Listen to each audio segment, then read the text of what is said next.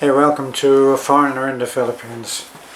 Well, with all that's been going on in America, because there are so many expats in this country, and because we're all connected anyway on the internet, we're all connected with people all over the world, and people who, in the old days of letter writing and the newspapers, is when it was all that we would get from the newspapers, our involvement with politics was actually slim.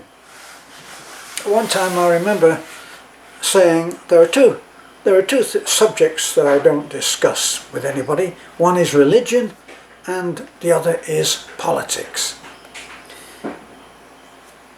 But now that doesn't apply, does it? Now it's all part of our everyday experience is about politics and religion. And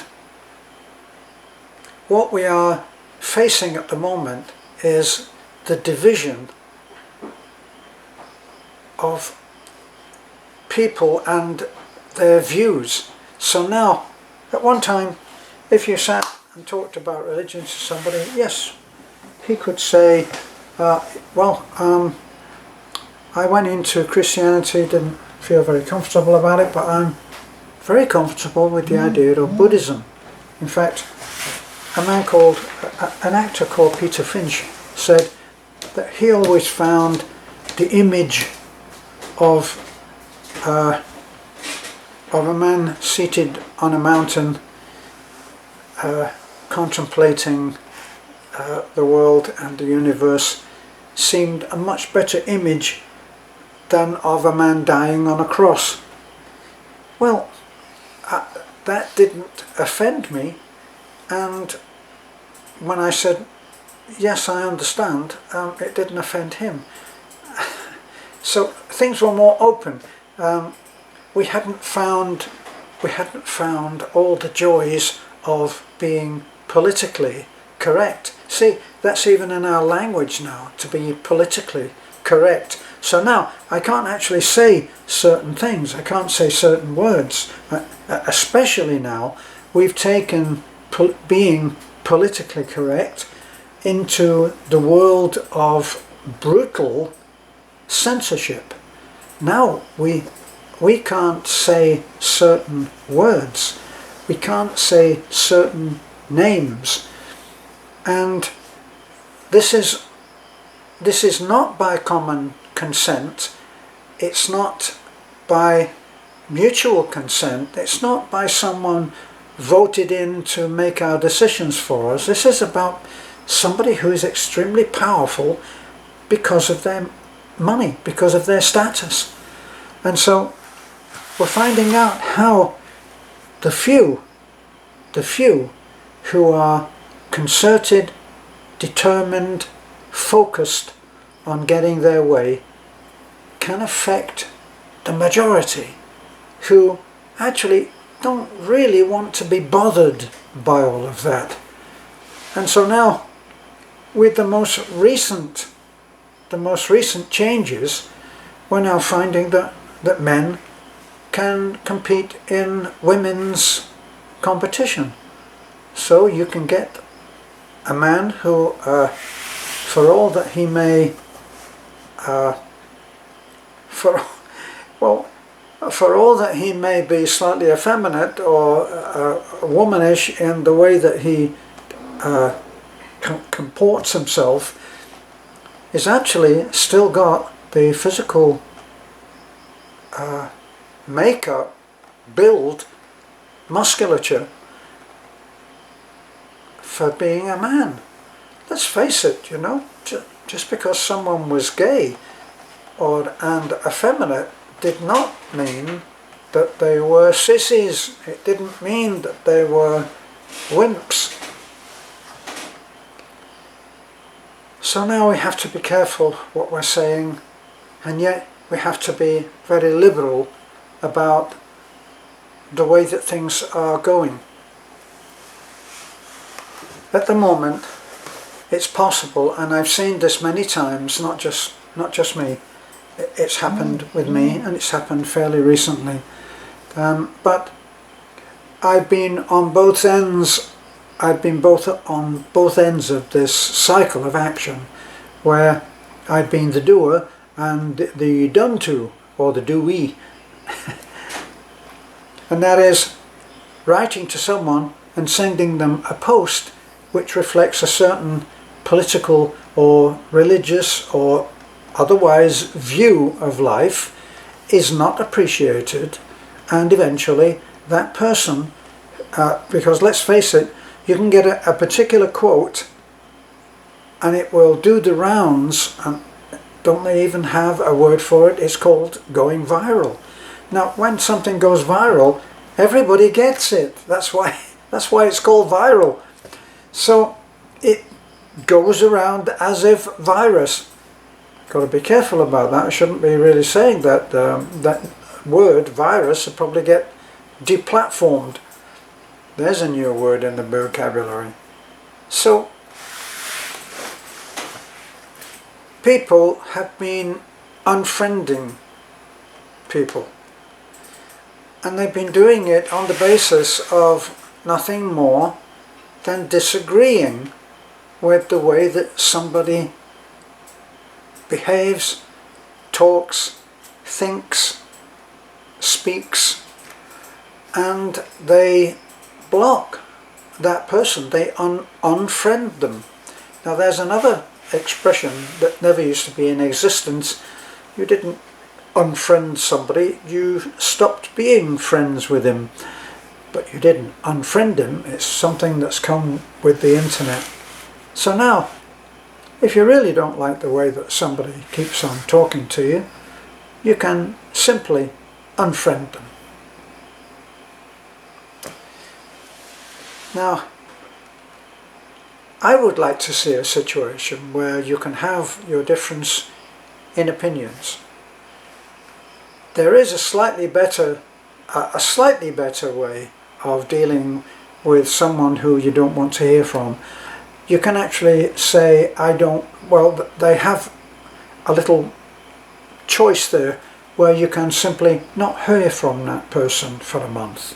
So you can hide his opinions from you for a month, give you a bit of a rest, and then maybe he'll get the picture. Very often when we get someone who is being obnoxious to our way of thinking, once again, it might be just the way that we think, and it will have an option there which says hide. And if you hide somebody, then what happens is if it's your channel, you don't see that person's comments. He is the only one that sees the comments that he puts up. So it might take him, depending how long it takes for the light to go on upstairs, he might even not know it for a few weeks, and then presumably he'll give up. Not everybody does. So I've had people tell me that I'm unfriended because of the way that I'm talking.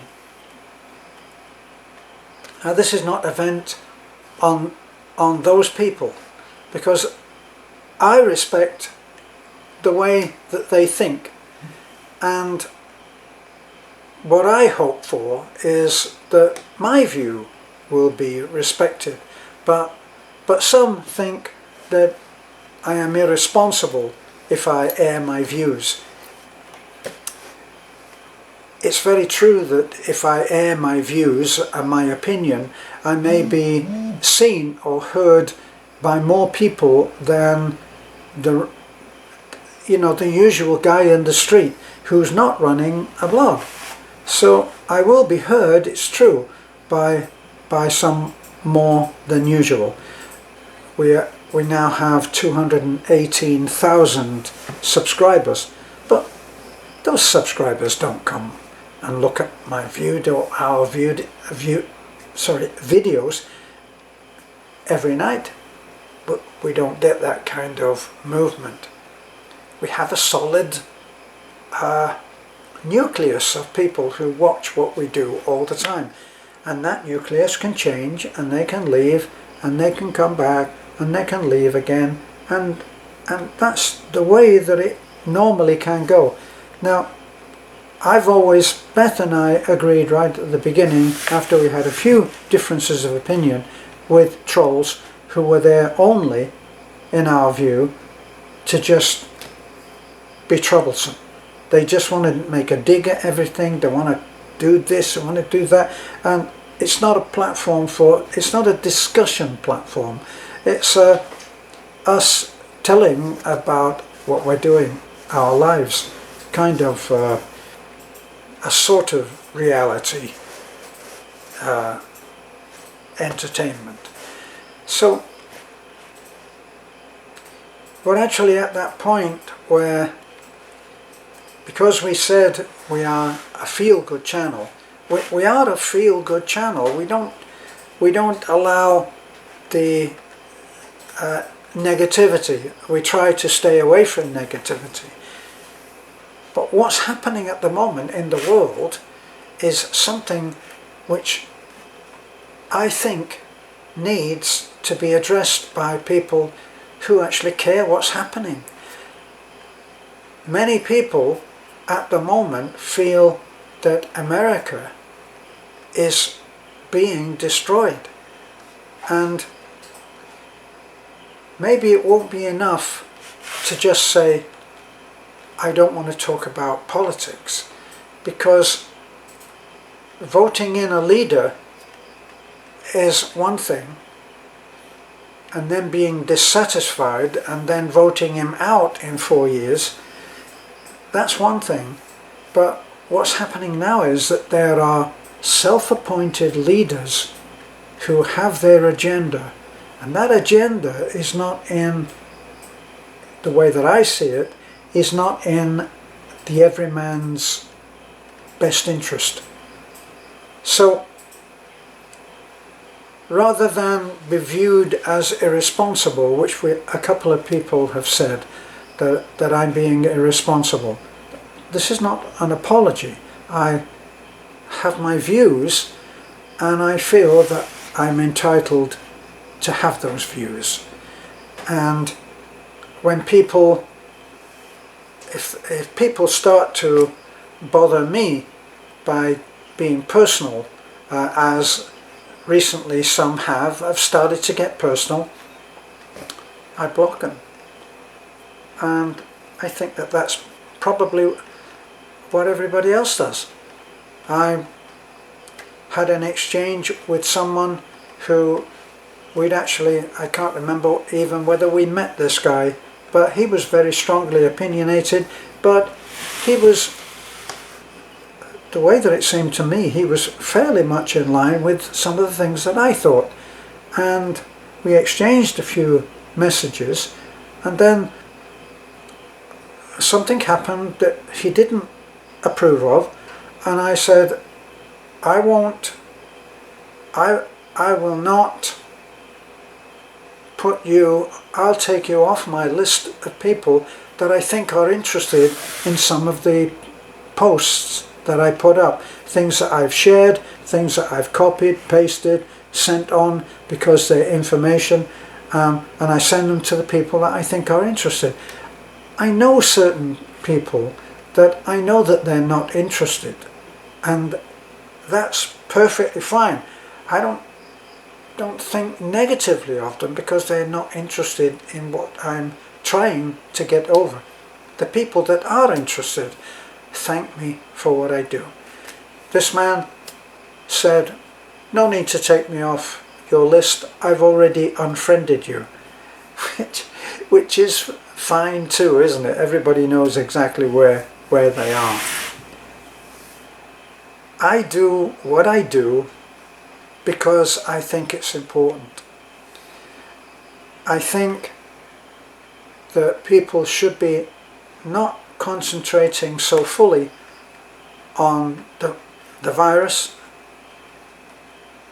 They should be concentrating on what that is leading the entire world to have to do.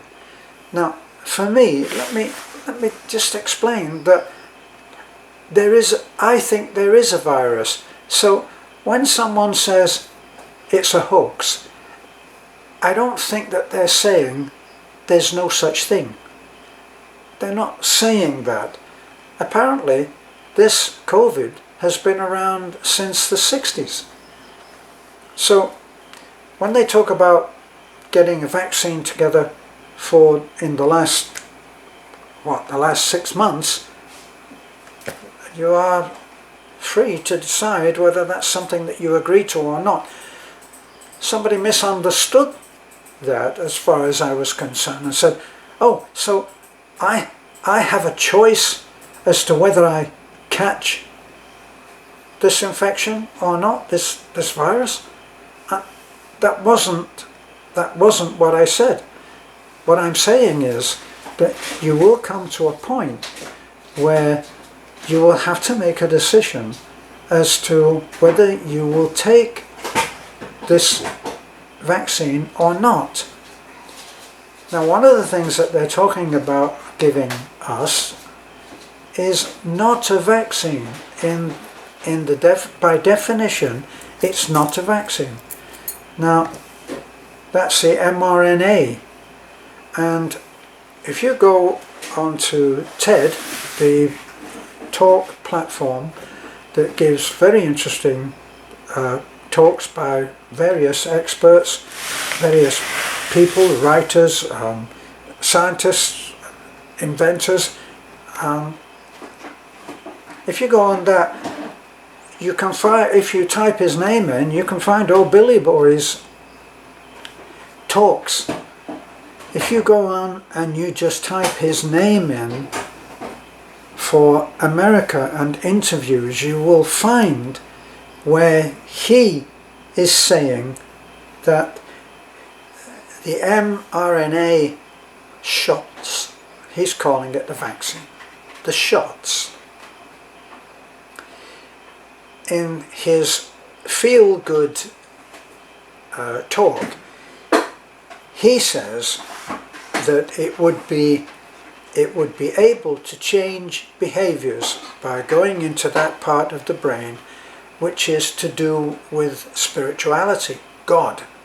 And so when you would get someone who in their own home environment, be it Iraq or Afghanistan, or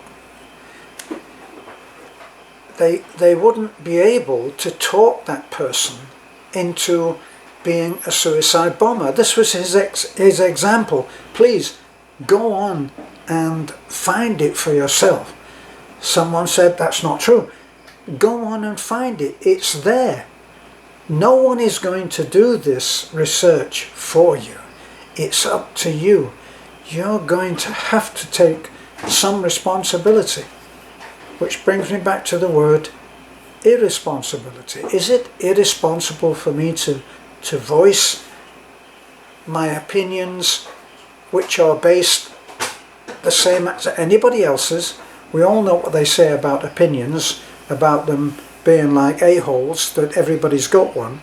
We all know those, but we also know that if you just don't have an opinion, don't take sides, you will be ineffectual. I used to know someone in a band that I worked with, and he was a happy-go-lucky guy, very, very likable, terrifically likable and popular. Not particularly listened to, and not greatly effective. And I got to wondering why he was so well liked. It was because he never stood for anything. So it was hard to dislike him, because why were you disliking him? Nothing to dislike him about, because he never actually stood up for anything. So eventually you'll have to stand up for it. And if, as is being threatened, old Billy Boy on TED has been asked the question, when do you think we will be able to return to normal? Why we would be asking someone who is self-elected because of the money that he has, not because he is educated in medicine, other than what he's found out for himself, which is what I've found out for myself. But I don't have several $100 billion to hand out to make people think the way that I do. And his answer to the question, when do you think we will be able?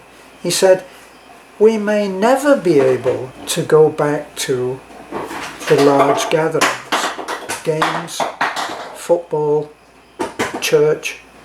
We may never be able to go back to that.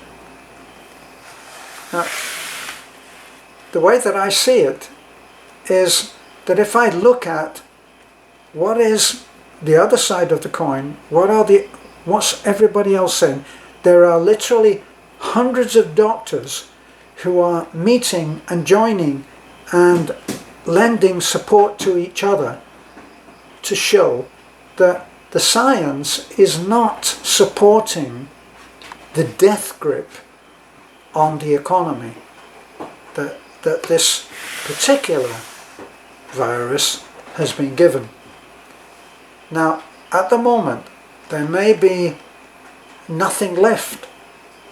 The way that things are going, lockdowns are not, according to some other voices in the medical profession, the lockdown is not scientifically proven to be effective.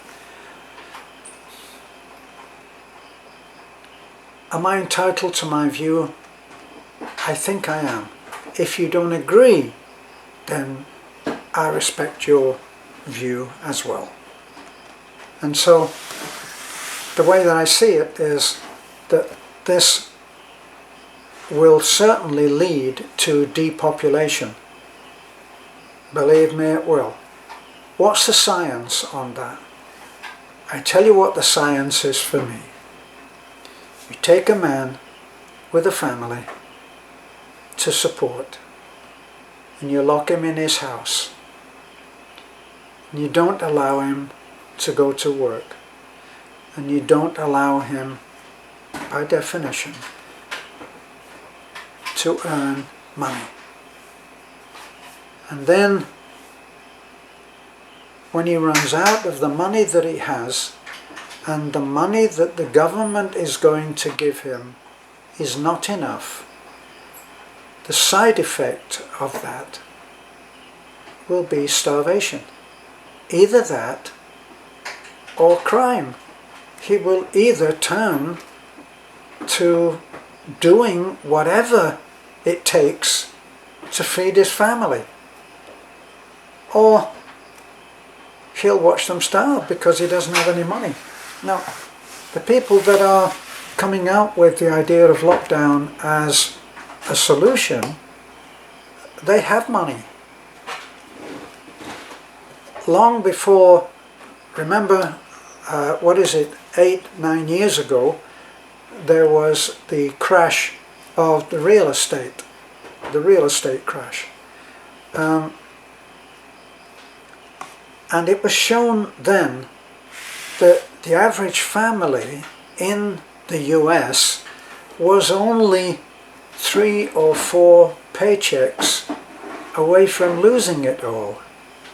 In other words, they didn't have a reserve even equal to 3 or 4 paychecks. In fact, when I bought the house that I eventually lost in this crash, one of the stipulations in order to get the mortgage was that I should have the equivalent of 3 mortgage payments in the bank.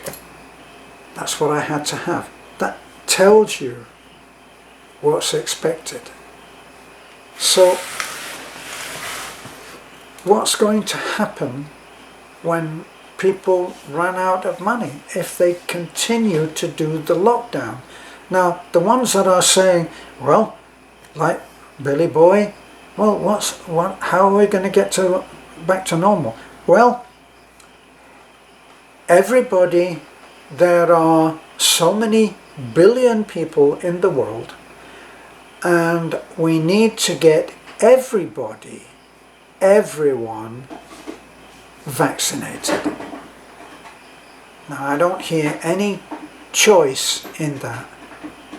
Now, why would you? If you don't want to, why would you? Well, we have several friends who are just dying to get back here to the Philippines. Their families are here. They're already married. They're already partnered with the love of their life. And they can't get here because of travel restrictions. They'll be faced with a very difficult challenge. Do they take the vaccine, which they don't agree with, and stay at home, or will they take the vaccine and travel? Because that's what it's going to take.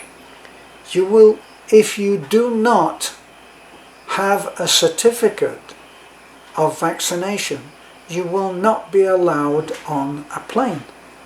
You will not be allowed to travel. At the moment, Florida, which is enjoying a great deal of freedom, apparently, once again, we take what we get in the news that we have available to us, and Biden is thinking of restricting travel in Florida. So, all of this stuff is happening. The end result will be the goal of Uncle Billy, because he wants to reduce the population of the world down by some third or more. One of the reports that I read was down to 500 billion. Doesn't that tell you? So entire countries could be wiped out. If you think that what I'm saying is impossible, do the math. Do the simple housekeeping math that you do every week. Look at how much it costs to put food into the refrigerator and onto the table. How much does it cost? What does it cost to pay the rent? What does it cost to have water and power? What does it cost to pay for your car? All of your expenses, which are very clearly known to you, you know exactly. I bet every woman who's watching this can tell you exactly what their household costs to run. Look at them, look at those figures, and ask yourself how long you will be able to last. And if, in the case of some people who are in a bed sitting room and not allowed to go out, where will be your motivation to live? And this is indicated by a steep rise in suicides.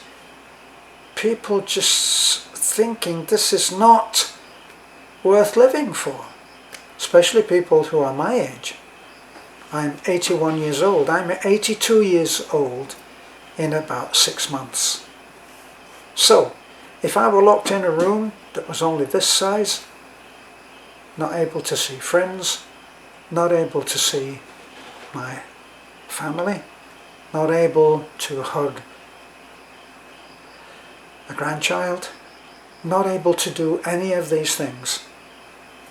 Tell me, if it were stretching way out into the future, where would be my incentive to live? Not mine, because I don't have those challenges. Our life is very, very much different out in the province. Nobody knows what the hell we're doing out here, and we can walk anywhere we want to, and people are not taking it as seriously as everybody else would like, and we're not all dropping off like flies. So if you think it's a conspiracy, get your expenses sheet out, put the money in your hand and say, this, you remember the jam jar method? If you were having difficulty in financing your living, you got yourself 4 or 5 jam jars. This was suggested to me once. I was having trouble getting in a model. Well, get yourself some jam jars, and every week you put your pay on the table and you put the water and power jam jar, how much does it cost in that one, the food jam jar, the gas for the truck jam jar, my finance payments, phone, the insurance, and all of those in the other. And I filled my jam jars. And that I did not take from one jam jar to put it into another. So do that, and then ask yourself how long you will be able to fill those jam jars up, week by week, month by month, when it's not even a guess, where we're talking about possibly 2022 before full lockdown is totally out of the way. Think about that. And if I'm pulling that to your attention, that's what bothers me. And I'm really sorry, with respect, if that makes me irresponsible, then so be it. Thanks for looking in. I hope, as usual, that I haven't gone on too long.